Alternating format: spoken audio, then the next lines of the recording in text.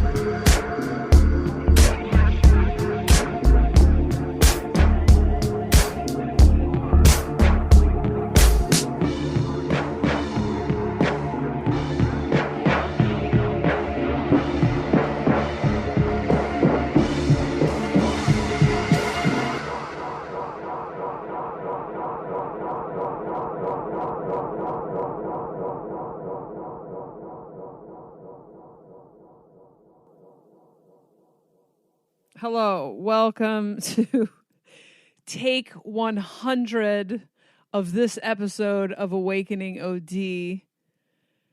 I'm an 8-dimensional galactic being attempting to communicate with you through a defective comedian, a relatively useless comedian. I recommend listening to this episode on 2 times speed because I am talking very slow, but also so you can get it over with faster. Here's what we're talking about. We're talking about abundance, the episode you've all been waiting for. This is one of a, 5-part series on hacking abundance. Hacking abundance is a misnomer. We are actually going to work on hacking lack, which sounds like hacky sack. Jesus Christ, that's the kind of shit that this brain is coming up with right now. Don't ever get bit by a tick. Anyway, this episode, we're just going to talk about the lack programming. The lack programming is very important to understand. This is, let's say, the prequel to the actual work on creating abundance. Before you can create abundance, you must understand why you're not living in abundance. And that is because most of you who are not living in abundance are weighed down by lack programming. So lack does not exist. It does not exist in the rest of the universe. When I tell you that abundance is the same thing as breathing, here, it literally in the rest of the universe is you think of an experience or an item and it's there. It's instantly manifested in front of you. You came to this planet to learn about trauma. Y'all love trauma here, and lack is a great way to experience trauma. You are now waking up out of that dream. And part of the work that you have to do, just like healing your trauma and healing your fears of intimacy, is healing your relationship with abundance, which is a natural state of your energetic being. It's a natural part of the game. But there are a lot of maleware. I hope that I'm pronouncing that word. That's a word I've only read and haven't heard anyone say out loud. By maleware, I mean that lack is a program that pops up. You think, I'm going to start my own business, and then the pop-ups come, right? The pop-ups that stop you from being able to click on the thing. Your experience with reality in abundance literally should be, I want to move to California. Point at the item that you want, click on it, receive the experience. But just as if you were fucking around on LimeWire 16 years ago, you go to click on that experience and 50,000 things pop up. You have a virus, a viral program inside of you. Depending on how intense your lack programming in childhood was, that's how intense your experience with these pop-ups are. And what happens is that everyone is looking for a cure. Right? They want the instant thing. I want the pill that makes me rich. I want to win the lottery. I want to do a vision board like this YouTube guy said he did. He didn't mention the fact that his parents were rich and he was raised rich, so his ability to receive is huge. He didn't talk about any of that, but he told me that if I do this 2-cut method, boom, there I go. Nobody talks about any of this. We need to slow down and address the lack programming. So that's what we're going to talk about first in this episode before we start to talk about how to manifest, because your expectations need to be set realistically. If you are, I say give 1 year of unlearning lack for every 2.5 years you were alive. That's way too difficult math. Let's say 1 year for every 5 years you were alive. If you're 25 years old, say for 5 years, I'm going to work on this. It's not going to take that long, but when you set realistic expectations, you take the fantasy out of learning abundance. When you first hear about abundance, you create reality, you go, oh, sick, and you file it in the same place as winning the lottery, which is fantasy. The reality is that you have work to do. The reality is that in order for you to have a relationship when you come from trauma is you're going to have to do work to allow that relationship to exist on your frequency. And it's just like that with abundance. There's a lot of programming. So in this episode, we are going to talk about the programming. Now, lack is a construct and it's not real. There is abundance on this planet. There's endless resources in reality. And greed is lack on steroids. Greed and lack are two sides of the same coin. People who hoard money or pursue wealth are people who also believe in lack. Otherwise, they wouldn't hoard it. That's not abundance. One of the important things to separate in your mind is the idea that abundance is wealth. When people hear abundance, they're like, I'm going to get 3 cars and the house with 6 more bedrooms that I need. That's a pretty good indicator that you don't have a healthy relationship with the concept of abundance. Abundance is not living way beyond what one person needs. Abundance is just having your needs met, being able to flow, being able to do whatever you want, being able to create anything you want to experience, being able to give those things to other people. And it doesn't mean putting $1 billion in the bank. That's not abundance. Abundance is a flowing river. Tierra Pig said it was a garden. I love that. Something that you tend to. Beautiful. It's not hoarding. You don't do anything with abundance that you wouldn't do with water. You don't store it. That people hoarding it are either trying to get their needs met in that it's celebrated if you hoard money. It's like net worth is like something that like we pedestalize and or used to in this society that's shifting. And so people are trying to get that number higher so they get more approval from other people. It doesn't even have anything to do with the money. The other reason that people hoard it is because they are afraid of lack. They are afraid of lack and they are trying to find some external security outside of themselves. Two sides of the same coin. Greed is lack on steroids.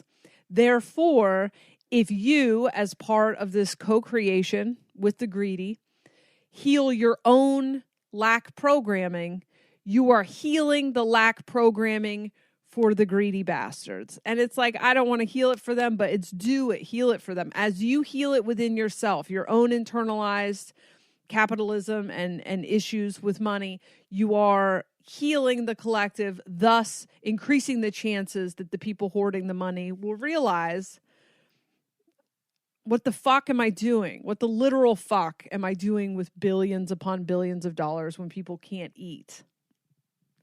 All right, so a lot of work here, a lot of work to be done. Stop seeking instant relief and commit to at least a year of working on your programming around manifestation. In the following episodes, I'm going to give you tips and tricks on how to start manifesting and being conscious, because you've been manifesting. You're manifesting everything in your life, but you've been brainwashed, intentionally or not, who cares, to manifesting things you hate. So we're going to work on that. We're going to clear that out, and you're going to start to set goals and you're going to manifest them. And then your programming is going to show up and piss in your Cheerios. So that's what we're going to talk about, the programming first, so you can identify that first and get into an observer place. Love and money, almost the exact same thing when it comes to hacking it. People say, I want love, I want love, I want love. And so then they attract a love into their life. And then their trauma shows up, their programming shows up and is like, this doesn't line up with what I believe to be true for me. So I'm going to crush this. Who brought me an actual Whopper? I don't want a fucking I'm going to pick this Whopper apart. I'm going to chop these whole nice onions up until it's onion mash because I don't deserve these whole onions. Had to bring the Whopper back. You guys really liked it. It's my new co-host. So you have to heal the parts of you that don't resonate with you deserving abundance, just like you have to heal the parts of you that don't resonate with deserving love. Now, when you manifest something, it's like downloading a new operating system. And then all of the apps that don't line up with that new operating system are going to have to be updated.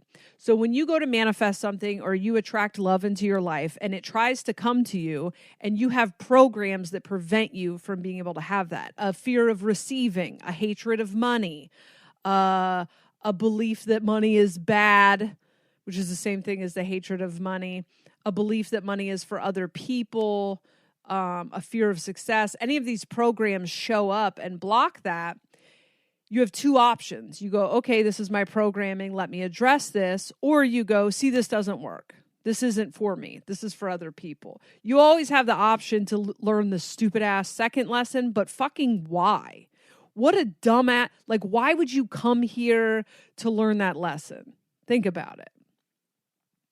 So, step number 1, I'm going to number these steps completely incoherently. Step number 1, commit to working on this in a patient way. You will see immediate results, but Don't set your expectations on winning the lottery or becoming a millionaire in 3 weeks and being able to quit your job and do everything that you've never believed was available for you. Set realistic expectations. I am going to take on my own programming. Now, your programming is not your fault, okay?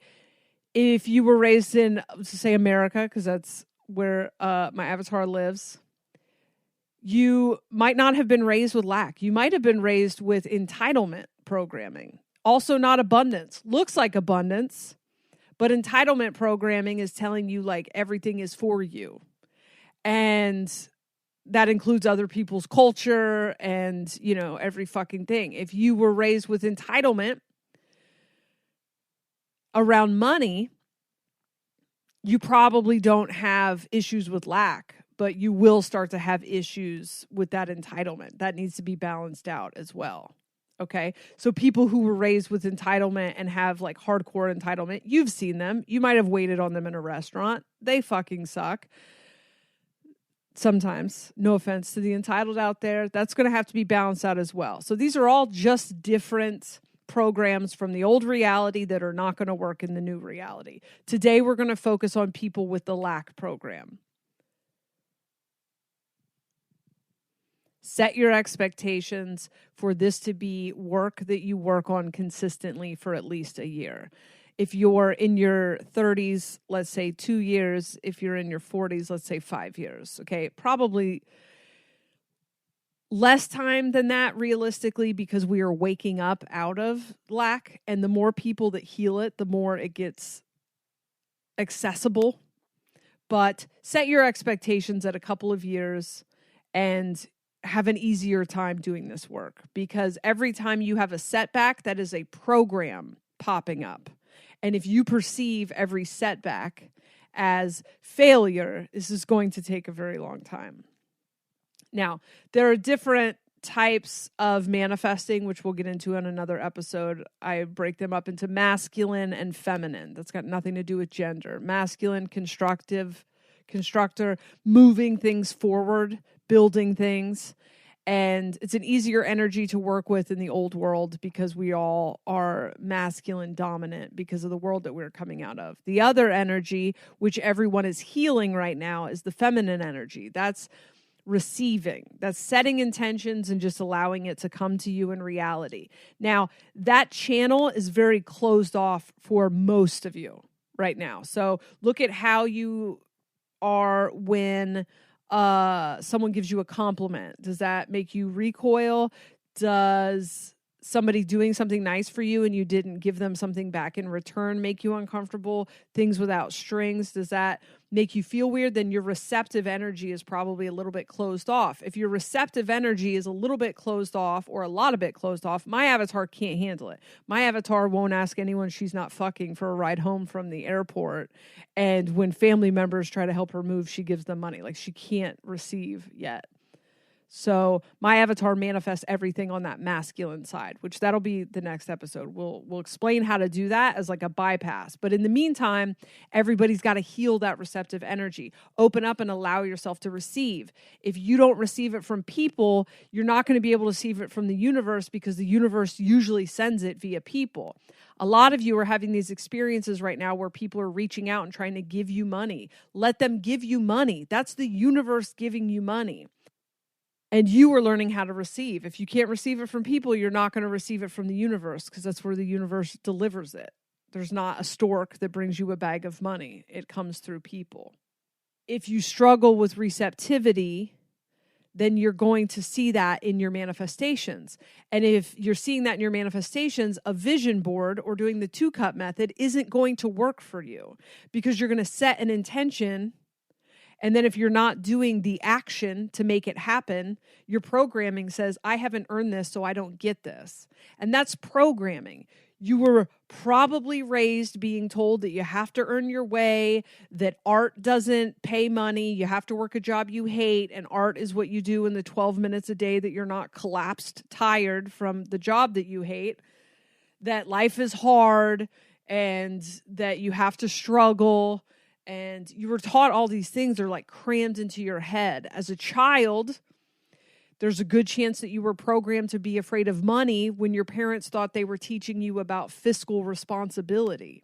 It was hip in the 80s and 90s, and I don't know about the aughts, I was on meth, to make a big dramatic deal about not eating your broccoli because everything's expensive, and who left the door open? You let the heat out. And as a child, you were trained to believe the world is over.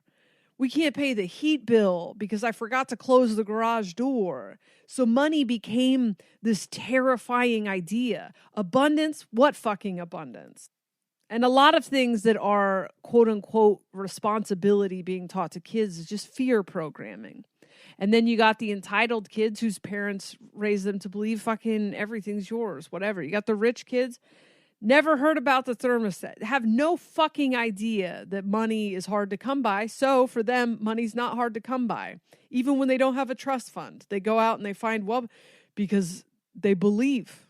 I mean, the system's also completely rigged in their favor. But from a creation standpoint, they believe that it's easy. And so that is they don't have any pop-ups. They go, I'm going to start my own business. I'm going to start my own idiotic concept. And they go out and they do it. And then they somehow succeed often because it's just where their expectations are set. Speaking of rich people, you feel the recoil when we talk about this. Listen, the system's not fair. And those of you who are raised in lack, not fair. It's not your fault, but it is your responsibility to fix it. The things that happen are not your fault, but it is your responsibility to fix it. I am 90% sure that I took that from a meme on Instagram, so please do not credit me with that quote. But it's very true. It's not your fault.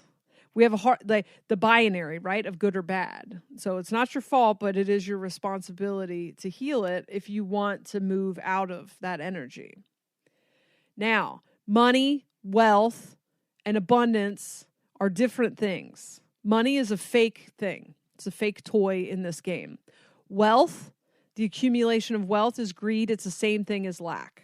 You have a bad taste in your mouth about wealth. You have one of two things. You either have a bad taste in your mouth about it, or you have a fantasy that you're going to get it, and you pedestalize people that have it. They're both the insane internalized capitalism, internalized greed. Abundance is everything. All resources are air within the game, and I can just freely. I came to the game to experience the game, and I can freely experience any of it. Now, it would be weird if you went into a video game and immediately just started hoarding the resources. I know some people play video games like that, but they're weird. You go into the game and there's a million flowers, you just start picking all the flowers. Like that's a glitch. That's a glitch in your programming if that's what you want to do. So many of you are poor. You've been raised poor. You've been raised in lack programming, and that has manifested as an us versus them. And maybe you have fantasized your entire life that you would one day be one of them. And that likely comes from a place of believing that you'll be happy once you get there. Abundance will solve a lot of problems. It'll solve a lot of annoying 3D problems. It will not make you happy. Just like love will not make you happy. That's on you always. And now more than ever, if you hitch your hope to the wagon of abundance bringing you happiness, or you're postponing your happiness for the finish line, you're going to be fucked. You're going to be so fucked because it's not there, and it's extremely depressing to manifest those things and then realize, oh, I feel exactly the same. So in this time, find happiness inside of yourself no matter where you're at. Recognize it's a game. It's a game when it's fun. It's still a game when it sucks.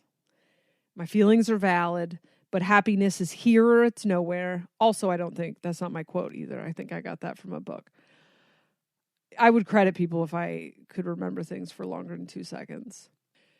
The other version of us versus them is I am morally superior because I am poor to the rich people. Now listen, the hoarders, not great, right? Not great people. A year ago, I'd have said, let's eat them. I've now decided we're all unhealed.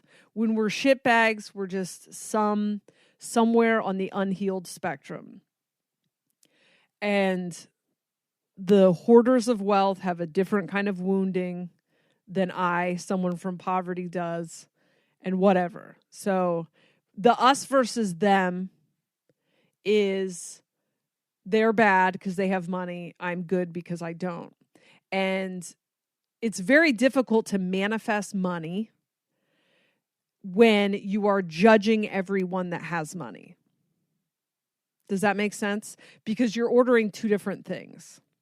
If you're like, you can look at the hoarding of wealth and say, I don't want to participate in that. I would like abundance, but I don't want to participate in the accumulation of more things than I need. I don't want to be a hoarder. You have to separate all these concepts. When it all just gets thrown into money sucks, capitalism sucks. Listen, capitalism, hugely lopsided, not great. However, there has to be a reconciliation with the fact that money currently exists in this reality in order to allow it to come to you, and separate your distaste for greed and wealth from money and abundance so those things can line up for you. It's the same thing with saying, I just want a loving boyfriend and all men suck. Right? You can't, those things, you're ordering two different things, two opposite things every time the waiter comes to your table. So there has to be some healing done around that. You probably have trauma and wounding, accept that. The extreme of this is believing that you are morally superior because you are poor. There are entire chunks of the spiritual community that now believe themselves to be morally superior because they are broke, and they shame other members of the spiritual community for not being broke. My avatar did this for a little bit in her early 20s and then got called out on her shit and was like, you just think that because you're broke. Like, you can't figure out how to make money, so you're saying that. And my avatar insisted that no matter how much money she had, she would think that the system is corrupt and fucked up. However, my avatar is very obstinate, so she went out and hacked abundance so that she could be like, okay, well, now I have abundance. I still think the system is fucked up. However, what she learned on the abundance side was that there's an actual opportunity to help people when you have abundance. You can actually help people that are struggling. You can meet needs for people. You can create a miracle in a stranger's life. You can walk into a restaurant and, having been a server at one point and not knowing how I was going to pay my electric bill, and then have some being come in and leave me a couple $100 tip. I've been on the receiving end of that miracle, and now my avatar is able to create that miracle for other people. My avatar is able to change the way society runs.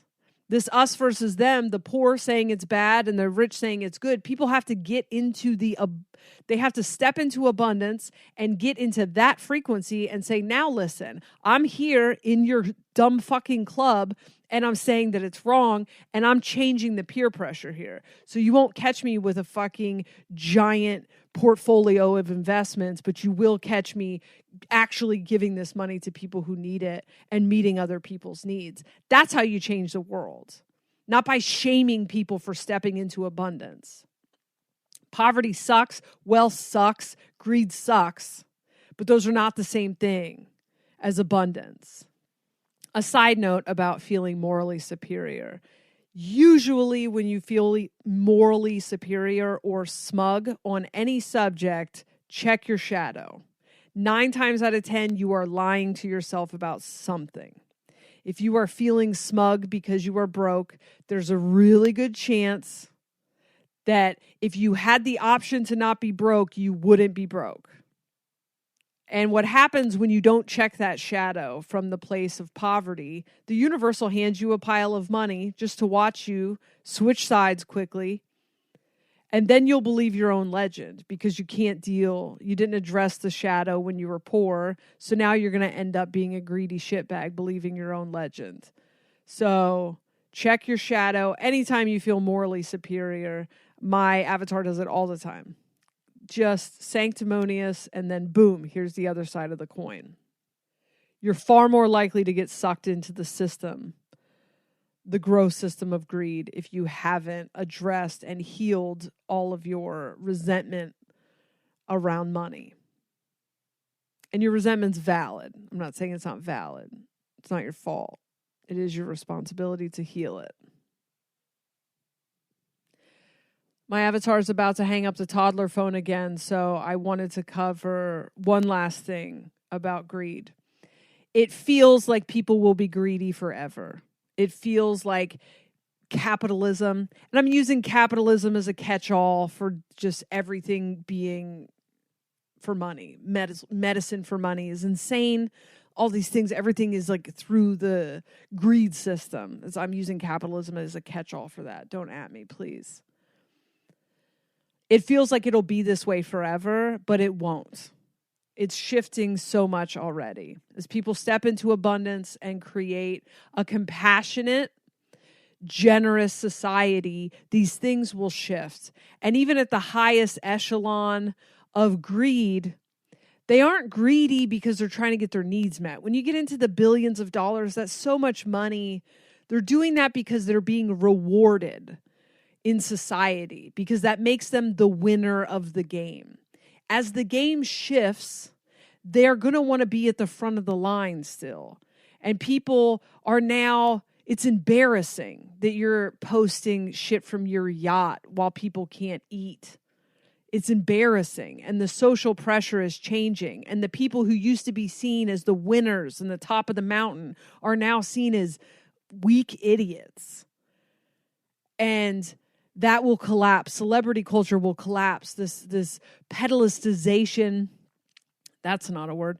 This pedestalizing of the wealthy is collapsing, and they want to be the stars again. And so even the most ego-driven of them, when this thing really starts to shift and society starts to go a different direction without them, will be running and throwing their money back into the pot because they want to continue to be the cool kids.